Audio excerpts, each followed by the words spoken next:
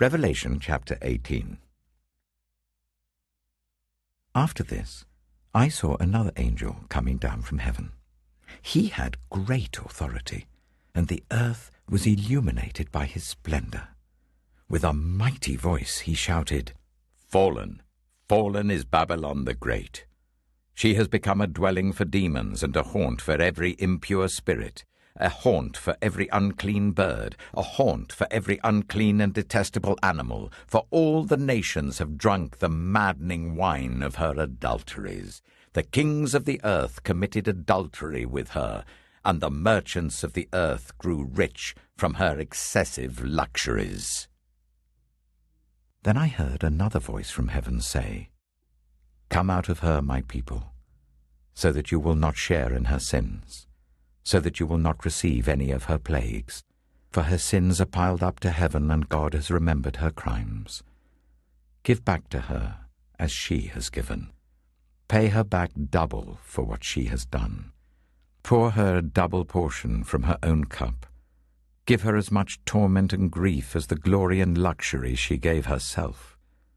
In her heart she boasts, 'I sit enthroned as queen. I am not a widow. I will never mourn.' Therefore, in one day her plagues will overtake her: death, mourning, and famine. She will be consumed by fire, for mighty is the Lord God who judges her. When the kings of the earth who committed adultery with her and shared her luxury see the smoke of her burning, they will weep and mourn over her.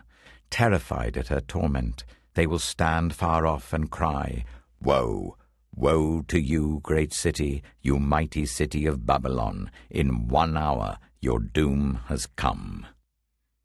The merchants of the earth will weep and mourn over her because no one buys their cargoes any more.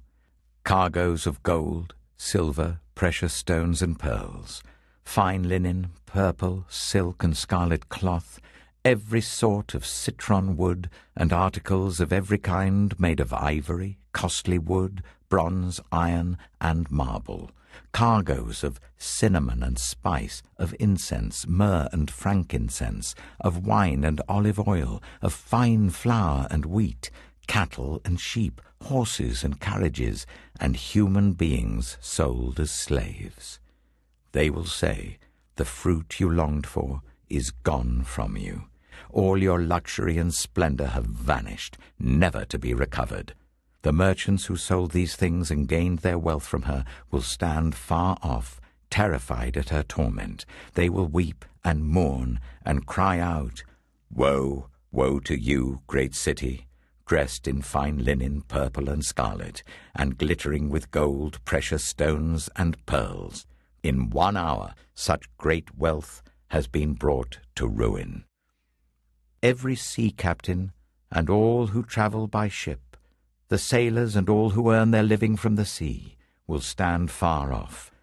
When they see the smoke of her burning, they will exclaim, 'Was there ever a city like this great city?' They will throw dust on their heads, and with weeping and mourning cry out, 'Woe, woe to you, great city, where all who had ships on the sea became rich through her wealth. In 1 hour she has been brought to ruin. Rejoice over her, you heavens, rejoice, you people of God, rejoice, apostles and prophets, for God has judged her with the judgment she imposed on you." Then a mighty angel picked up a boulder, the size of a large millstone, and threw it into the sea, and said, "With such violence the great city of Babylon will be thrown down, never to be found again. The music of harpists and musicians, pipers and trumpeters will never be heard in you again, nor worker of any trade will ever be found in you again. The sound of a millstone will never be heard in you again. The light of a lamp will never shine in you again.